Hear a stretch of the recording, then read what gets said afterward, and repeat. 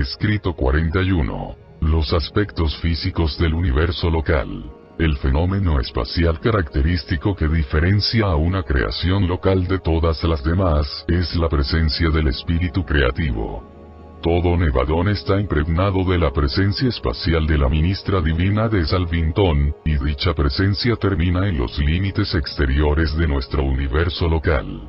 Lo que impregna nuestro espíritu materno del universo local es Nevadón. Lo que se extiende más allá de su presencia espacial está fuera de Nevadón, siendo estas las regiones espaciales extra Nevadón del suprauniverso de Orbonton, otros universos locales. Aunque la organización administrativa del gran universo revela una división clara entre los gobiernos del universo central, los suprauniversos y los universos locales, y aunque estas divisiones tengan paralelos astronómicos en la separación espacial entre Agona y los 7 suprauniversos, no existen líneas claras de demarcación física en las creaciones locales.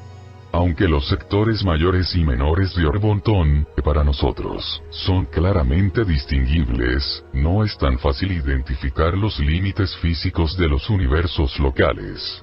Esto se debe a que estas creaciones locales están organizadas en cuanto a su administración de acuerdo con ciertos principios creativos que gobiernan la segmentación de la carga total de energía de un suprauniverso, mientras que sus componentes físicos, las esferas del espacio, los soles, las islas oscuras, los planetas etc. se originan principalmente en las nebulosas, y estas hacen su aparición astronómica de acuerdo con ciertos planes precreativos, trascendentales, de los arquitectos del universo matriz. Una o más aún muchas de estas nebulosas pueden estar comprendidas dentro del dominio de un universo local, así como Nevadón fue formado físicamente a partir de la progenie estelar y planetaria de Andrónover y de otras nebulosas. Las esferas de Nevadón son de ancestro nebular diverso, pero todas tuvieron cierta uniformidad mínima de movimiento espacial, que fue ajustada de esta manera por los esfuerzos inteligentes de los directores del poder, con el objeto de producir nuestra agregación presente de cuerpos espaciales, que viajan juntos como unidad en las órbitas del suprauniverso. Tal es la constitución de la nube estelar local de Nevadón, que hoy en día gira en una órbita cada vez más establecida alrededor del centro sagitario de ese sector menor en Orbonton al cual pertenece nuestra creación local. 1. Los centros de poder nevadónicos. Las nebulosas espirales y otras, las ruedas matrices de las esferas del espacio, son iniciadas por los organizadores de la fuerza paradisiarcos. Y después de la evolución nebular de la respuesta a la gravedad, las reemplazan en su función del suprauniverso los centros de poder y los rectores físicos, que de ahí en adelante toman la plena responsabilidad de la dirección de la evolución física de las generaciones futuras de las progenies estelares y planetarias. En el momento de la llegada de nuestro Hijo Creador, se coordinó inmediatamente esta supervisión física del preuniverso de Nevadón con su plan de organización universal. Dentro de los dominios de este Hijo paradisíaco de Dios, los centros supremos de poder y los rectores físicos mayores colaboraron con los supervisores del poder morontial, que aparecieron más tarde, y con otros, para producir el vasto complejo de líneas de comunicación, circuitos de energía, y carriles de poder que ligan firmemente los múltiples cuerpos espaciales de Nevadón en una unidad administrativa integrada. 100 centros supremos de poder de la cuarta orden están permanentemente asignados a nuestro universo local. Estos seres reciben las líneas de entrada de poder de los centros de tercer orden de Ubersa y transmiten los circuitos disminuidos y modificados a los centros de poder de nuestras constelaciones y sistemas. Estos centros de poder, en vinculación, funcionan para producir el sistema viviente de control e igualación, que opera para mantener el equilibrio y la distribución de las energías, que de otra manera serían fluctuantes y variables. Los centros de poder no se preocupan sin embargo por los trastornos transitorios y locales de energía, tales como las manchas solares y los disturbios eléctricos del sistema. La luz y la electricidad no son las energías básicas del espacio. Son manifestaciones secundarias y subsidiarias. Los 100 centros del universo local están estacionados en Salvington, donde funcionan en el centro exacto de energía de esa esfera. Las esferas arquitectónicas, tales como Salvington, Edentia y Jerusalén, están iluminadas, calefactadas y energizadas por métodos que las hacen totalmente independientes de los soles del espacio. Los centros de poder y los rectores físicos hicieron a pedido, estas esferas que fueron diseñadas para ejercer una influencia poderosa sobre la distribución de la energía. Basando sus actividades en tales puntos focales del control de la energía, los centros de poder, por su presencia viviente, direccionalizan y canalizan las energías físicas del espacio. Y estos circuitos de energía son básicos para todos los fenómenos físico, materiales y morontía espirituales. 10 centros supremos de poder de la quinta orden son asignados a cada una de las subdivisiones principales de Nevadón, las 100 constelaciones. En Orlatiadec, vuestra constelación, no se estacionan en la esfera sede central, sino que están ubicados en el centro del enorme sistema estelar que constituye el núcleo físico de la constelación. En Edentia hay 10 rectores mecánicos vinculados y 10 frandalantes que están en enlace perfecto y constante con los centros de poder cercanos. Un centro supremo de poder de la sexta orden está estacionado en el exacto centro de gravedad de cada sistema local.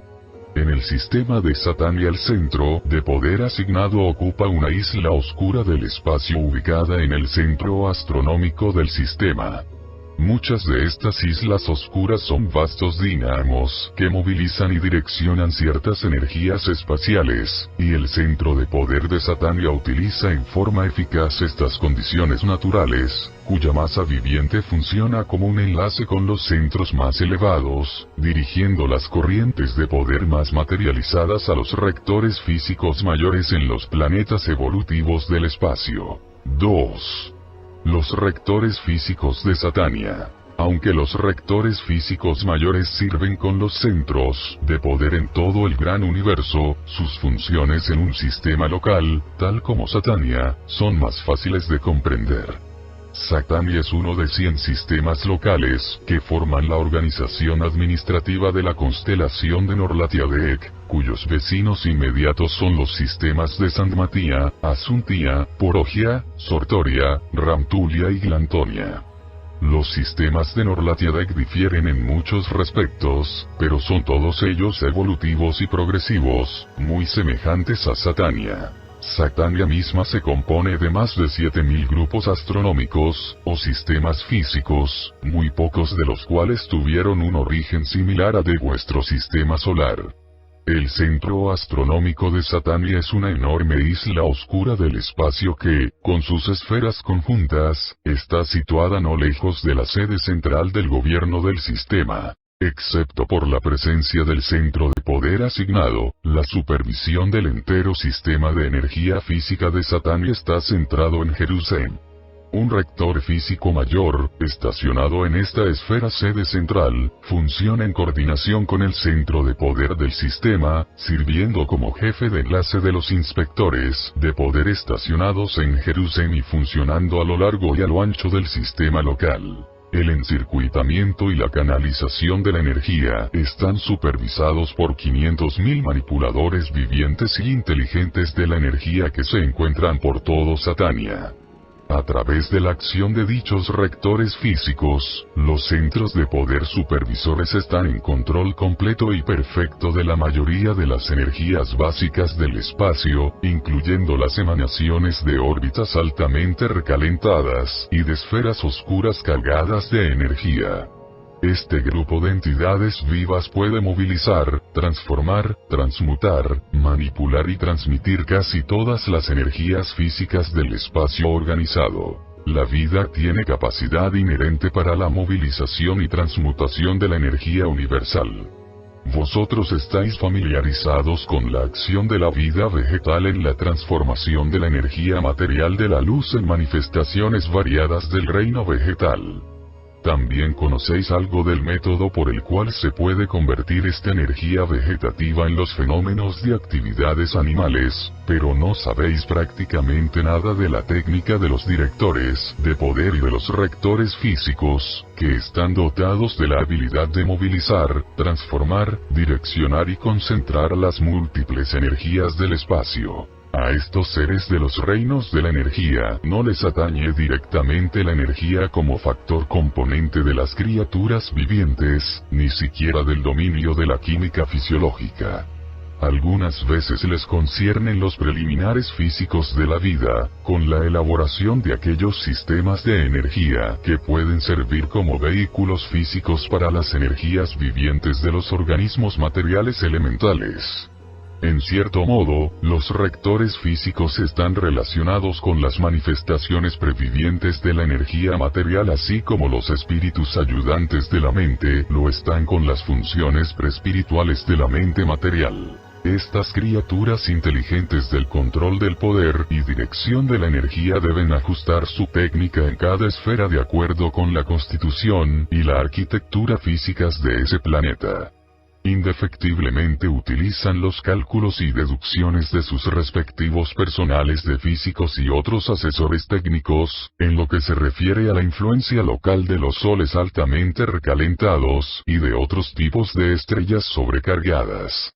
También se debe considerar a los enormes gigantes fríos y oscuros del espacio y las nubes enjambrantes de polvo estelar.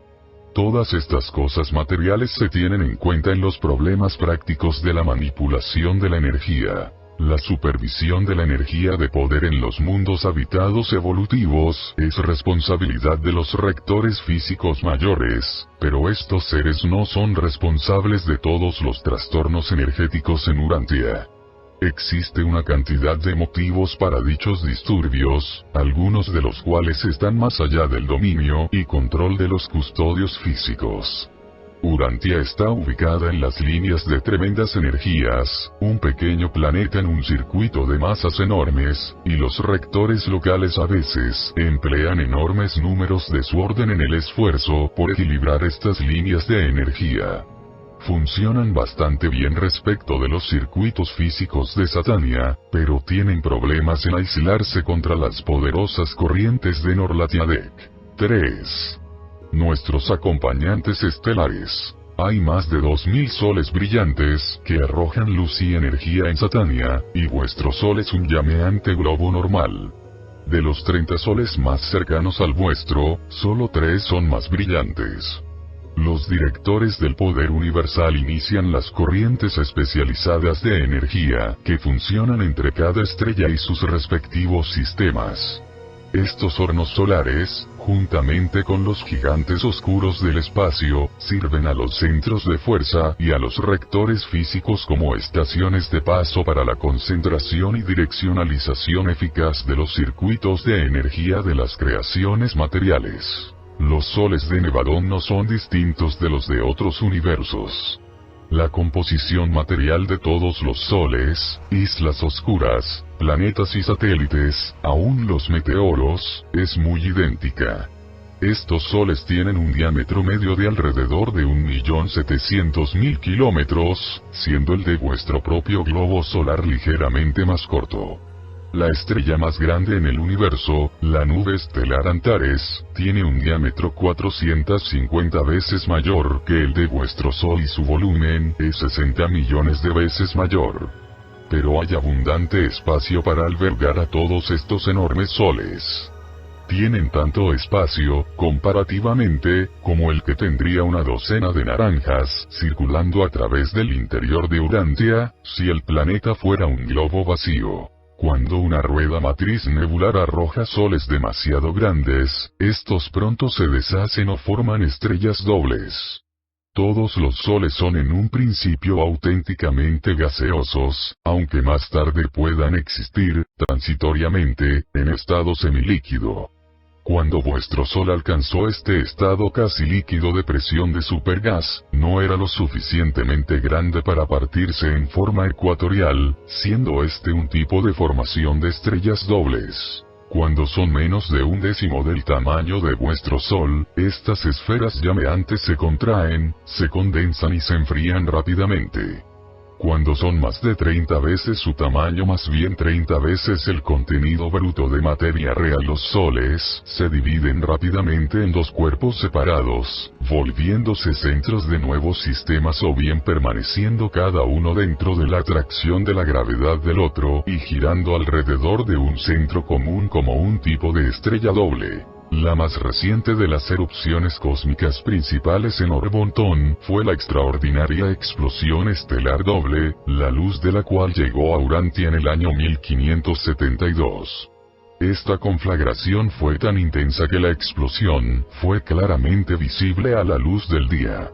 No todas las estrellas son sólidas, pero muchas de las más antiguas lo son.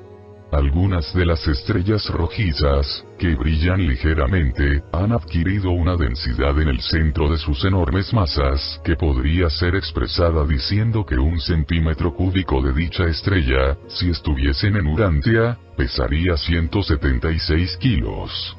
La enorme presión, acompañada por pérdida de calor y de energía circulante, ha dado como resultado un acercamiento cada vez mayor de las órbitas de las unidades materiales básicas, que ahora están muy cerca de un estado de condensación electrónica. Este proceso de enfriamiento y contracción puede continuar hasta el punto limitante y crítico de explosión de condensación ultimatónica. La mayor parte de los soles gigantes son relativamente jóvenes. La mayoría de las estrellas enanas, aunque no todas, son antiguas. Las estrellas enanas de choque pueden ser muy jóvenes y pueden brillar con una intensa luz blanca, sin haber pasado por una etapa roja inicial de brillo juvenil. Generalmente tanto los soles muy jóvenes como los muy viejos brillan con un brillo rojizo. El brillo amarillento indica juventud moderada o ancianidad próxima, pero la luz blanca brillante significa vida adulta, robusta y prolongada. Aunque los soles adolescentes no pasan por una etapa de pulsación, por lo menos no visiblemente, al mirar al espacio tal vez podáis observar muchas de estas estrellas más jóvenes, cuyas gigantescas olas respiratorias requieren de 2 a 7 días para completar un ciclo. Vuestro propio Sol aún lleva una herencia en disminución de las poderosas exhalaciones de sus días más jóvenes, pero el ritmo se ha prolongado, de las anteriores pulsaciones de 3 días y medio, a ciclos de manchas solares de 11 años y medio cada uno. Las variables estelares tienen numerosos orígenes. En algunas estrellas dobles, las mareas causadas por las distancias en rápido cambio a medida que los dos cuerpos giran alrededor de sus órbitas también ocasionan fluctuaciones periódicas de la luz. Estas variaciones de la gravedad producen fulgores regulares y recurrentes, del mismo modo que la captación de los meteoros por acrecentamiento de material de energía en la superficie, darían como resultado un fulgor de luz comparativamente repentino, que velozmente volvería al brillo normal de ese sol. A veces un sol capta una corriente de meteoros en una línea de oposición disminuida a la gravedad, y ocasionalmente los choques producen estallidos estelares, pero la mayoría de dichos fenómenos se debe totalmente a las fluctuaciones internas. En un grupo de estrellas variables, el periodo de la fluctuación de la luz es directamente dependiente de la luminosidad, y el conocimiento de este hecho permite a los astrónomos utilizar dichos soles como faros universales o puntos de medición precisa para una exploración ulterior de grupos distantes de estrellas. Mediante esta técnica es posible medir las distancias estelares más precisamente, hasta más de 1.000.000 de años luz. Mejores métodos de medición del espacio y una técnica telescópica perfeccionada revelarán en el futuro más plenamente las 10 grandes divisiones del suprauniverso de Orbotón. Vosotros reconoceréis por lo menos 8 de estos inmensos sectores como grupos estelares enormes y relativamente simétricos. 4. La densidad de los soles. La masa de vuestro Sol es ligeramente mayor que la estimación de vuestros físicos, quienes la han calculado como alrededor de 1,8 mil cuatrillones, 1,8 x 10, 27, de toneladas. Ahora se encuentra más o menos a medio camino entre las estrellas de mayor densidad y las más difusas, teniendo alrededor de 1,5 veces la densidad del agua. Pero vuestro Sol no es ni líquido ni sólido, es gaseoso, y esto es verdad a pesar de la dificultad de explicar cómo la materia gaseosa puede alcanzar esta densidad y aún densidades mucho mayores. Los estados gaseoso, líquido y sólido son asuntos de relaciones atómico-moleculares, pero la densidad es una relación del espacio y la masa. La densidad varía directamente con la cantidad de masa en el espacio e inversamente con la cantidad de espacio en la masa, el espacio entre los núcleos centrales de la materia y las partículas que giran alrededor de estos centros, así como también el espacio dentro de estas partículas materiales. Las estrellas que se están enfriando pueden ser físicamente gaseosas y tremendamente densas al mismo tiempo. Vosotros no estáis familiarizados con los supergases solares, pero estas y otras formas poco comunes de la materia explican cómo aún los soles no sólidos pueden alcanzar una densidad igual al hierro, aproximadamente la misma que Urantia, y sin embargo estar en un estado gaseoso altamente recalentado y continuar funcionando como soles.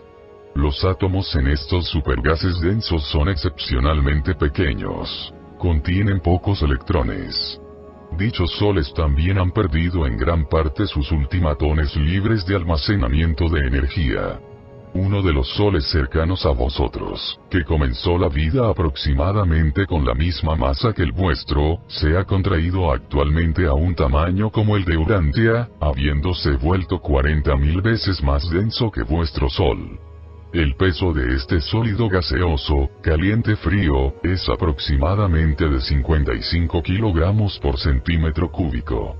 Y aun este Sol brilla con un brillo leve rojizo, el resplandor senil de un moribundo monarca de luz. La mayoría de estos soles, sin embargo, no son tan densos. Uno de vuestros vecinos más cercanos tiene una densidad exactamente igual a la de vuestra atmósfera a nivel del mar. Si estuvieras en el interior de este Sol, no podrías discernir nada, y si lo permitiese la temperatura, podrías penetrar la mayoría de los soles que destellan en el cielo nocturno, y no observarías más materia que la que puedes percibir en el aire en una sala de vuestras casas terrestres. El masivo Sol de Veluntia, uno de los más grandes en Orbotón, tiene una densidad que tan solo es 1/1000ª parte de la de la atmósfera de Urantia. Si su composición fuese similar a la de vuestra atmósfera y no estuviese sobrecalentada, sería tan vacío que los seres humanos se sofocarían rápidamente si estuviesen en él o dentro de él. Otro de los gigantes de Orbotón ahora tiene una temperatura en la superficie aproximadamente 1600 grados C. Su diámetro es de más de 480 millones de kilómetros, amplio lugar para acomodar vuestro Sol y la órbita actual de la Tierra. Y sin embargo, a pesar de su enorme tamaño, más de 40 millones de veces el de vuestro Sol, su masa es tan solo 30 veces mayor. Estos enormes soles tienen un reborde de exceso que alcanza casi de uno al otro. 5. La radiación solar. El hecho de que los soles del espacio no son muy densos se comprueba por la corriente constante de energías de luz en escape. Una densidad excesiva retendría la luz por opacidad hasta que la presión de la energía luz alcance el punto de explosión. Hay una tremenda presión de luz o gas dentro de un sol, que es la que hace que éste envíe un rayo tan poderoso de energía como para penetrar el espacio a través de millones y millones de kilómetros para energizar, iluminar y calentar los planetas distantes. 5 metros de densidad de superficie de Urantia prevendrían efectivamente el escape de todos los rayos X y de las energías de luz de un sol, hasta el momento en que el aumento de la presión interna de las energías que se acumulan como resultado de la desmembración atómica, vencería la gravedad con una tremenda explosión hacia afuera. La luz, en presencia de gases propulsivos, es altamente explosiva cuando se confina a temperaturas altas por paredes opacas de retención. La luz es real. Según valoráis la energía y el poder en vuestro mundo, la luz del sol sería económica, aunque costara $2 millones por kilo. El interior de vuestro sol es un vasto generador de rayos X. Los soles son sostenidos desde adentro por un bombardeo incesante de estas poderosas emanaciones. Se requieren más de 500.000 de años para que un electrón estimulado por los rayos X se abra camino desde el centro mismo de un sol promedio, hasta la superficie solar, desde la cual comienza su aventura espacial, tal vez para calentar un planeta habitado, o para ser captado por un meteoro, o para participar en el nacimiento de un átomo, o para ser atraído por una isla oscura altamente cargada del espacio, o para encontrar el fin de su vuelo espacial en una caída final a la superficie de un sol, similar al que le diera origen. Los rayos X del interior de un sol cargan con suficiente energía a los electrones altamente recalentados y agitados como para ser impulsados a través del espacio hasta las distantes esferas de los sistemas remotos, pasando por las muchas influencias obstaculizantes de materia que se le interponen y a pesar de las atracciones divergentes de la gravedad. La gran energía de velocidad requerida para escapar a la aprehensión de la gravedad de un sol es suficiente para asegurar que el rayo de sol viajará con velocidad ininterrumpida hasta encontrar considerables masas de materia, en cuyo momento se transforma rápidamente en calor con la liberación de otras energías. La energía, ya sea de luz o de otras formas, en su vuelo a través del espacio, se traslada hacia adelante en línea recta. Las auténticas partículas de existencia material atraviesan el espacio como un disparo. Proceden en línea recta e ininterrumpida, excepto cuando reciben el impacto de fuerzas superiores, y excepto en cuanto siempre obedecen la atracción de la gravedad lineal sobre la masa material y la presencia de la gravedad circular de la isla del paraíso. Puede parecer que la energía solar es impulsada en ondas, pero eso se debe a la acción de influencias coexistentes y diversas. Una forma dada de energía organizada no procede en ondas sino en líneas rectas. La presencia de una segunda o tercera forma de energía de fuerza puede ocasionar que la corriente bajo observación parezca viajar en una formación en ondas, así como, en una tormenta cegadora acompañada por fuertes vientos, el agua parece a veces caer en forma de cortina o descender en oleadas. Las gotas de lluvia caen en una línea recta de sucesión ininterrumpida, pero la acción del viento es tal como para producir un aspecto visible de cortinas de agua y de oleadas de gotas de lluvia. La acción de ciertas energías secundarias y otras, no descubiertas que están presentes en las regiones espaciales de vuestro universo local, es tal que las emanaciones de luz solar parecen ejecutar ciertos fenómenos ondulados, así como desintegrarse en porciones infinitesimales de longitud y peso definidos. Desde un punto de vista práctico, eso es exactamente lo que sucede. Difícilmente podéis esperar llegar a una mejor comprensión de la conducta de la luz hasta el momento en que adquiráis un concepto más claro de la interacción e interrelación de las varias fuerzas espaciales y energías solares que operan en las regiones del espacio de Nevadón.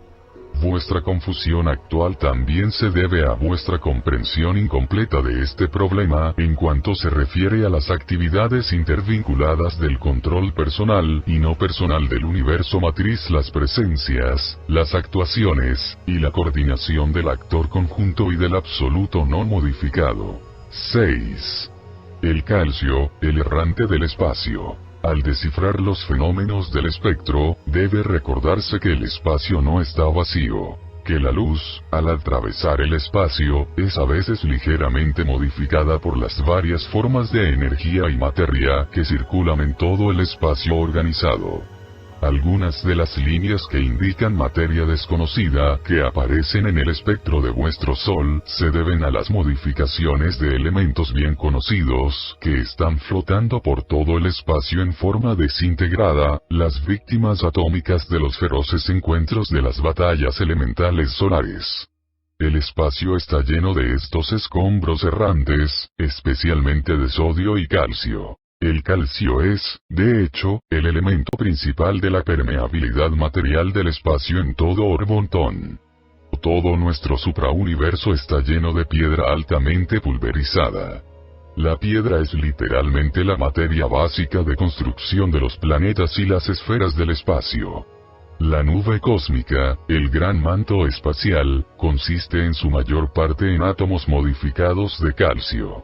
El átomo de piedra es uno de los más comunes y persistentes de los elementos. No solamente tolera la ionización solar, la división, sino que persiste en una identidad asociativa aún después de haber sido azotado por los destructivos rayos X y destrozado por las elevadas temperaturas solares. El calcio posee una individualidad y una longevidad que superan todas las formas más comunes de la materia. Tal como lo han sospechado vuestros físicos, estos restos mutilados del calcio solar literalmente cabalgan en los rayos de luz por diversas distancias y de esta manera, se facilita enormemente su amplia diseminación por todo el espacio. El átomo de sodio, bajo ciertas modificaciones, también es capaz de locomoción en la luz y en la energía. El logro del calcio es aún más notable puesto que este elemento tiene una masa que es casi el doble que la del sodio. La permeabilidad local del espacio por parte del calcio se debe al hecho de que escapa de la fotosfera solar, en forma modificada, cabalgando literalmente los rayos del sol salientes.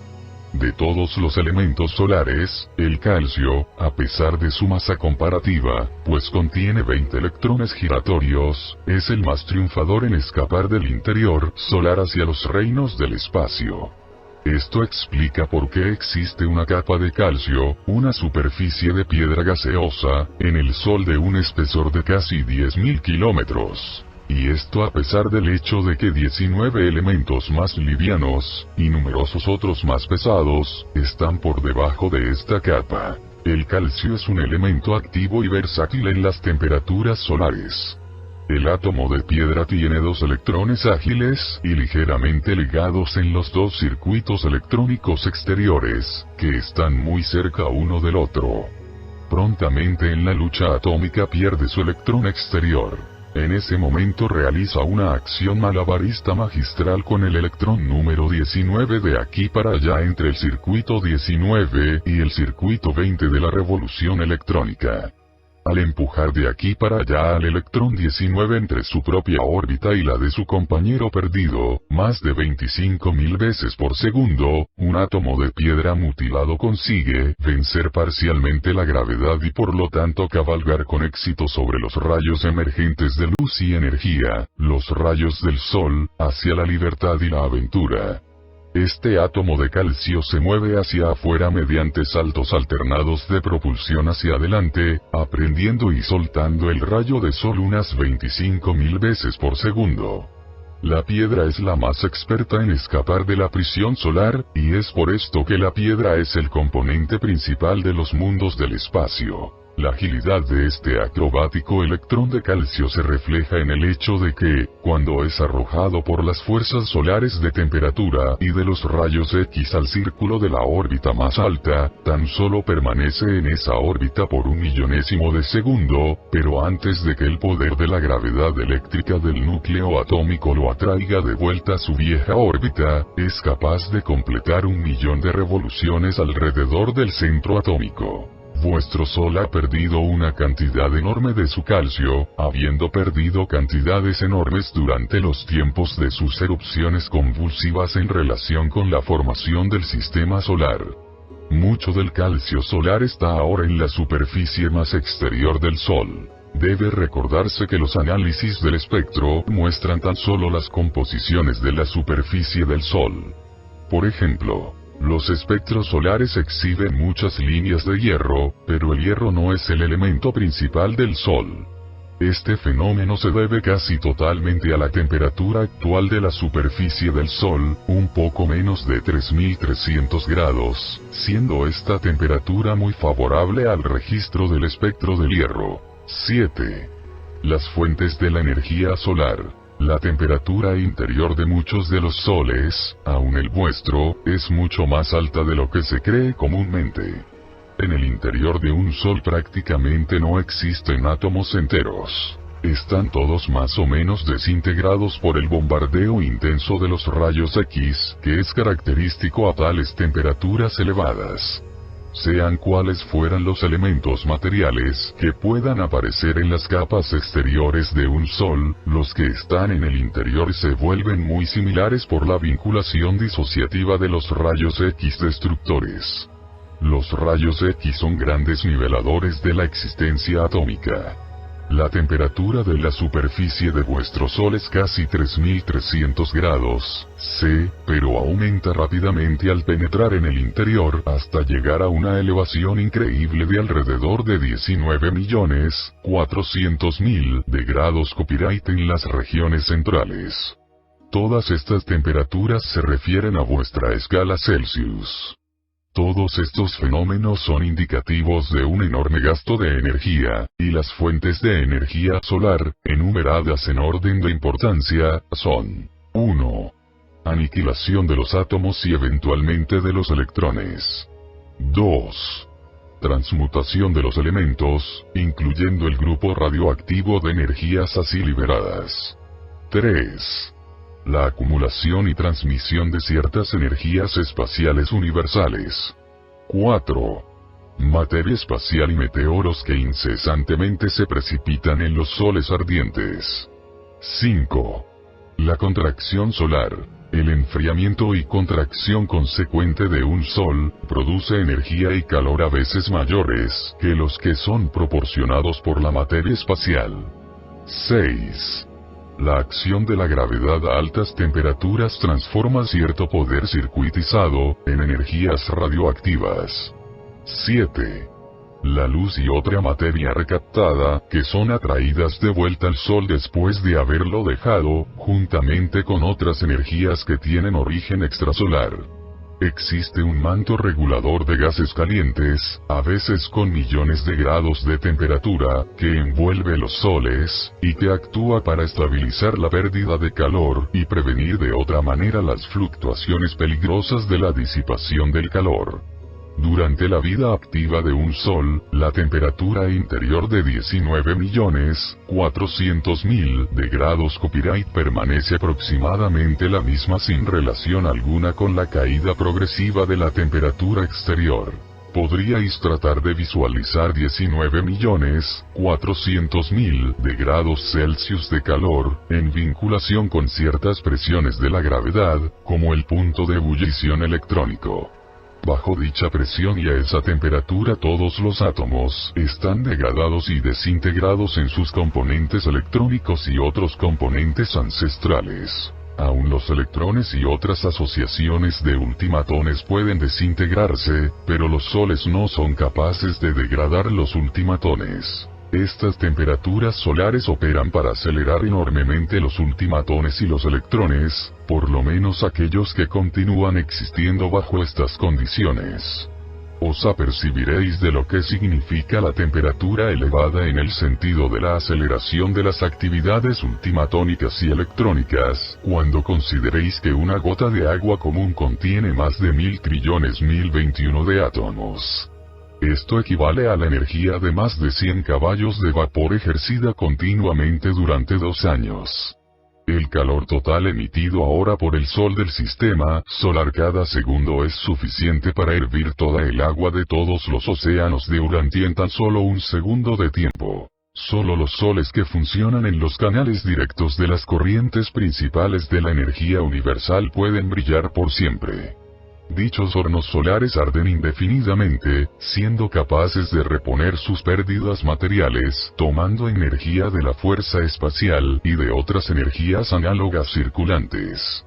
Pero las estrellas muy alejadas de estos canales principales de carga están destinadas a sufrir un agotamiento de energía, enfriarse gradualmente y finalmente a apagarse. Estos soles muertos o moribundos pueden ser rejuvenecidos por el impacto de un choque o pueden recargarse por ciertas no luminosas islas de energía del espacio o a través de la atracción de la gravedad, roban a los soles o sistemas más pequeños cercanos.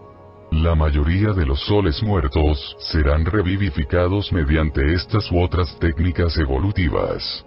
Los que finalmente no se así recarguen están destinados a sufrir la desintegración por explosión de la masa, cuando la condensación gravitatoria llegue al nivel crítico de la condensación multimatónica de la presión energética.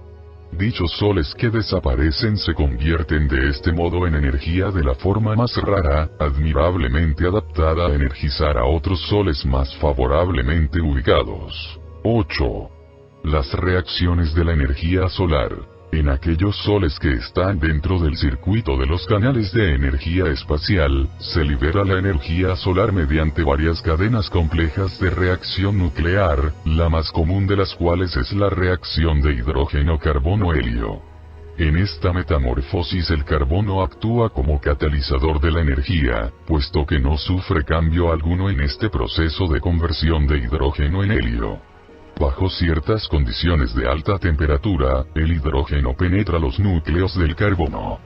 Puesto que el carbono no puede contener más de 4 de estos protones, cuando se llega a este estado de saturación, comienza a emitir protones tan rápidamente como van llegando los nuevos. En esta reacción las partículas de hidrógeno entrantes salen como átomos de helio. La reducción del contenido de hidrógeno aumenta la luminosidad de un sol. En los soles destinados a apagarse, la cúspide de luminosidad se alcanza en el punto de agotamiento del hidrógeno. Después de este punto, el brillo se mantiene por el proceso resultante de contracción gravitatoria.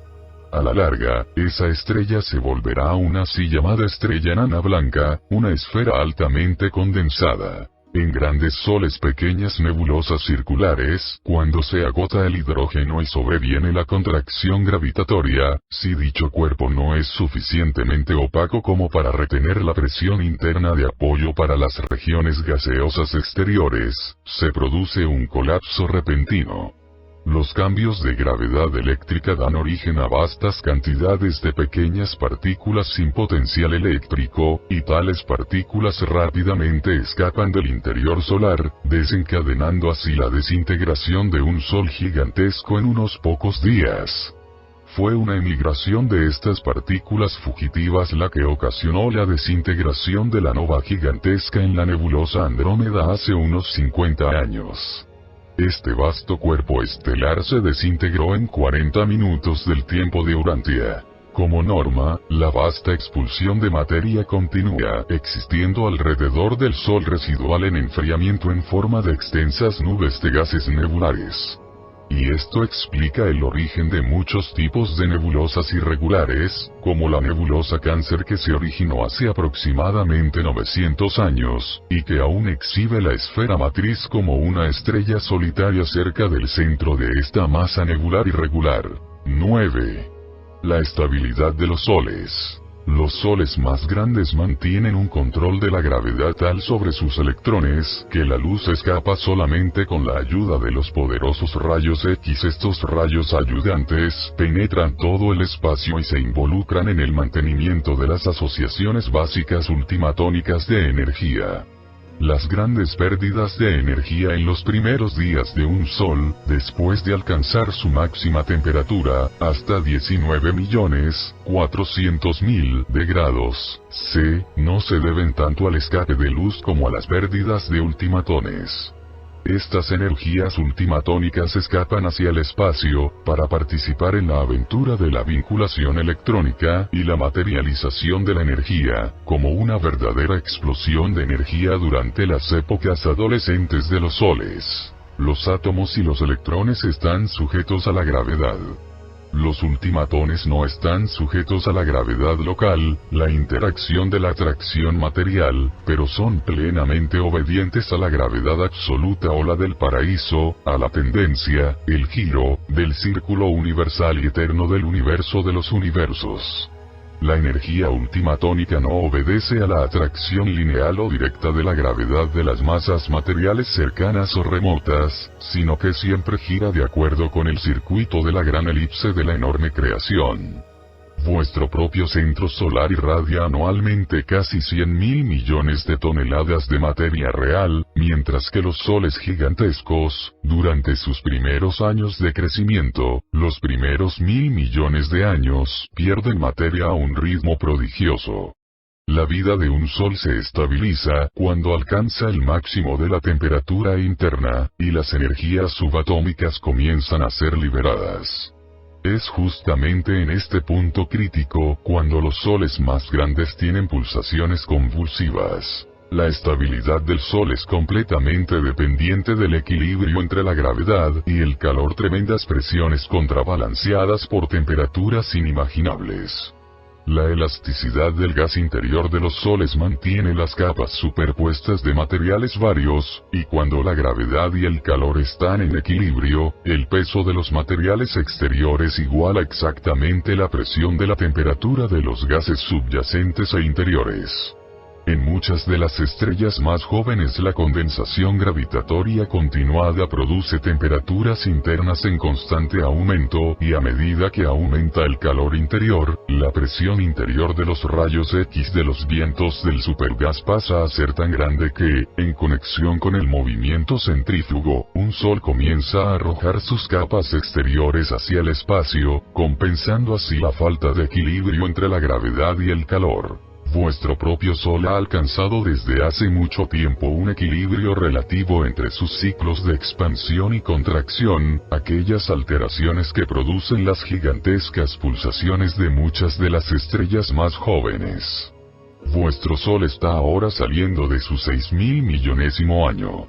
En el momento presente está funcionando a través del periodo de economía más grande. Brillará con la eficiencia actual por más de 25.000 millones de años. Probablemente experimentará un periodo de declinación parcialmente eficiente, que será tan largo como la combinación de los dos periodos, el de su juventud y el de su funcionamiento estabilizado. 10. El origen de los mundos habitados. Algunas de las estrellas variables, en el estado de máxima pulsación, o cerca del mismo, están a punto de dar origen a sistemas subsidiarios, muchos de los cuales serán finalmente como vuestro propio Sol y sus planetas giratorios. Vuestro Sol estaba en igual estado de pulsación vigorosa cuando se acercó el masivo sistema de Andrómeda, y la superficie exterior del Sol comenzó a expeler verdaderas corrientes, capas continuas de materia. Esto prosiguió con una violencia constantemente en aumento hasta la posición más cercana, momento en el cual se alcanzaron los límites de la cohesión solar y un vasto pináculo de materia, el ancestro del sistema solar, fue expulsado. En circunstancias similares, la aproximación más cercana del cuerpo de atracción a veces despega planetas enteros, hasta un cuarto o un tercio de un Sol. Estos grandes auto-otorgamientos forman ciertos tipos peculiares de mundos con nubes, esferas muy parecidas a Júpiter y Saturno. La mayoría de los sistemas solares, sin embargo, tuvieron un origen completamente diferente al vuestro, y esto se aplica también a aquellos que fueron producidos por la técnica de la gravedad mareomotriz. Pero cualquiera que sea la técnica que se aplique para la construcción de mundos, la gravedad siempre produce la creación del tipo de sistema solar, o sea un Sol central o isla oscura con planetas, satélites, subsatélites y meteoros. Las modalidades de origen, la situación astronómica, y el medio ambiente físico determinan al mayor grado los aspectos físicos de los mundos individuales. La edad, el tamaño, la velocidad de las revoluciones, y la velocidad a través del espacio son también factores determinantes. Tanto los mundos de contracción gaseosa como los de acrecentamiento sólido están caracterizados por montañas y, durante su vida primitiva, si no son demasiado pequeños, por agua y aire. Los mundos que se originan de las divisiones de cuerpos celestes en estado de derretimiento y los mundos que resultan de choques carecen a veces de extensas cadenas montañosas. Durante las primeras épocas de todos estos nuevos mundos, son frecuentes los terremotos, y todos ellos se caracterizan por grandes alteraciones físicas. Esto ocurre especialmente en las esferas formadas por contracción de gases, los mundos nacidos de los inmensos anillos nebulares que quedan como secuela de la condensación y contracción prematuras de ciertos soles individuales. Los planetas que tienen un doble origen, como Urantia, pasan por una andadura juvenil menos violenta y tempestuosa. Aún así, vuestro mundo experimentó una fase primitiva de poderosos cataclismos, caracterizados por erupciones volcánicas, terremotos, inundaciones, y terribles tormentas. Urantia está comparativamente aislada en las afueras de Satania, vuestro sistema solar, siendo, con una excepción, el más alejado de Jerusalén, mientras que Satania misma está próxima al sistema más alejado en Norlatiadeek, y esta constelación está atravesando ahora el límite exterior de Nevadón. Os contabais verdaderamente entre las más humildes de todas las creaciones, hasta el momento en que el auto-otorgamiento de Micael elevó vuestro planeta a una posición de honor y gran atención universal. A veces el último será el primero, así como verdaderamente el más humilde se torna el más grande. Presentado por un arcángel en colaboración con el jefe de los centros de poder nevadónicos.